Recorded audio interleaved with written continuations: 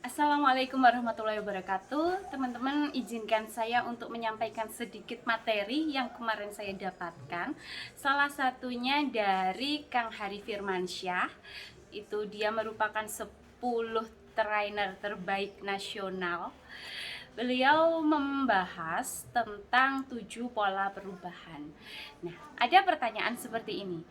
Kang, saya itu sudah berikhtiar maksimal, sudah melakukan banyak hal, tetapi kenapa saya tidak sukses-sukses? Apa yang menjadi penyebabnya? Nah, terus dibahas tuh sama Kang Hari. Oke, kita bahas dulu 7 pola perubahan ini. Ini yang akan menentukan teman-teman bisa segera sukses atau enggak. 7 ini ya, yang paling mendasar ini adalah pola lingkungan. Lingkungan diartikan di sini bagaimana keluarga kita mendukung atau tidak, teman-teman yang ada di sekitar kita seperti apa. Nah, itu polanya itu yang nomor 7 tentang lingkungan terpenuhi atau enggak. Kemudian yang di atasnya lingkungan itu adalah sikap.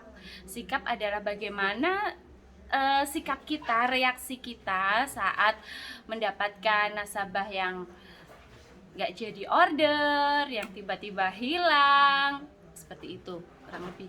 Kemudian yang di atasnya sikap itu adalah pola skill, yaitu keahlian. Bagaimana teman-teman pinter dalam follow up, pinter dalam menjelaskan produk, seperti itu. Lalu di atasnya skill itu ada belief, keyakinan. Seberapa yakin teman-teman orang ini akan membeli produk kita, seberapa yakin teman-teman akan sukses. Jadi keyakinan yang tertanam dalam hati teman-teman. Apakah teman-teman meragukan kemampuan teman-teman sendiri kalau besok saya pasti sukses, kalau bulan depan omset saya pasti naik? Teman-teman yakin nggak dengan diri teman-teman sendiri? Lalu di atasnya belief itu adalah value. Value itu nilai diri kita. Gimana ya? Nilai diri kita. Bagaimana orang itu memandang kita, apakah kita itu orang yang bisa dipercaya ataukah orang yang mempunyai sisi lebih gitu, yang bisa mengundang, menarik rezeki, menarik kesuksesan. Ini kemarin nggak begitu didetailin sama Kang Hari, nggak ya, tapi ada cuplikan videonya tentang value. Nanti teman-teman bisa mengira-ngira sendiri ya, nanti saya share. Kemudian di atasnya value itu adalah identitas, pola identitas. Seberapa teman-teman mengenal diri teman-teman sendiri. Siapakah teman-teman? Identitas apakah yang tertera dalam diri teman-teman sendiri? Kalau saya, identitas saya adalah saya seorang anak perempuan pertama yang harus menunjukkan kepada adik saya bahwa saya adalah kakak yang baik, kakak terbaiknya, kakak yang bisa dia patuhi, segani, contoh, tauladani gitu. Dengan itu, saya membaktikan diri kepada kedua orang tua saya. Saya membuktikan kepada adik saya bahwa saya memang benar-benar seorang kakak yang baik untuk dia, untuk keluarga. Dengan seperti itu, sekarang teman-teman bisa lihat ya, si adik saya, si Dani ini, Mamah Dani ini, dia betapa begitu ngefans sama mbaknya sendiri. Malu, nanti bisa ditanyain sendiri ya sama Dani, dia ngefans banget sama saya. Bahkan teman-temannya dia yang satu geng gitu juga alhamdulillah katanya ngefans sama Mbak Wike. Ya, saya tunjukin ke adik saya bahwa identitas saya adalah seorang kakak yang bisa dia contoh. Makanya saya selalu berusaha memberikan yang terbaik untuk kedua orang tua saya, agar adik saya ini juga mencontoh, agar dia tidak pelit untuk kedua orang tua, seperti itu. Kemudian pola yang pertama adalah spiritual. Spiritual di sini, sebentar ya sayang.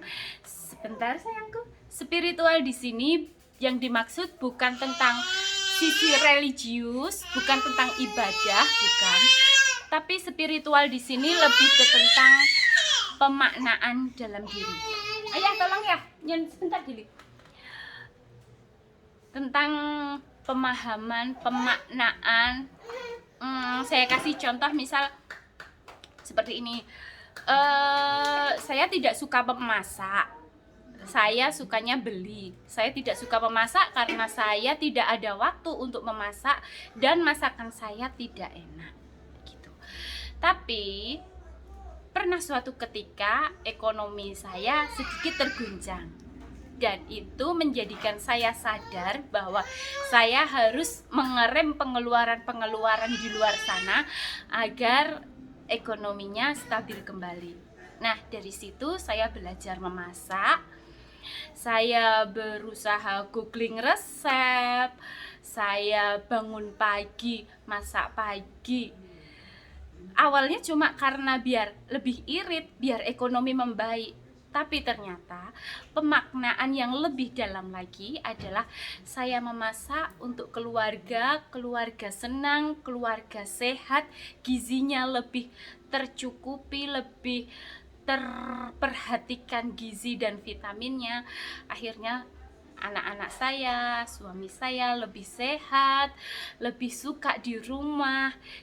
Anak-anak suami lebih sayang ke saya karena mereka tahu ternyata ibunya, istrinya, bundanya ini adalah seorang yang bisa memasak, bisa menyajikan makanan untuk mereka. Nah, dengan anak-anak dan suami yang seperti itu, otomatis Allah melihat. Allah ikut tersenyum nggak kalau seperti itu? Pasti tersenyum. Nah, dari situlah ridho Allah untuk saya jadi ada. Pemaknaan yang dimaksud dalam pola ini yang spiritual ini, di situ pemaknaannya karena saya memasak ingin mendapatkan ridho Allah gitu. Sudah dibalik lagi, bukan karena saya ingin ngirit, bukan, karena saya ingin keluarga saya bahagia, terpenuhi gizinya, dan Allah ridho, Allah senang, seperti itu. Pun begitu juga dengan bisnis ya teman-teman. Seperti itu juga, tolong lebih dimaknai lagi. Sekarang saya sudah tidak mau memikirkan saya membahagiakan kedua orang tua, keempat orang tua lagi, tapi saya ingin lebih dari itu, yaitu menebar kebermanfaat terutama untuk tim-tim saya. Bismillah, saya bisa membersamai tim BK Ghostar agar teman-teman bisa bebas secara finansial, bisa lebih dekat lagi dengan mimpi-mimpinya. Bismillah ya. Sekian sharingnya teman-teman. Semoga ada insight yang didapat dari video ini ya. Terima kasih. Bye bye. Assalamualaikum.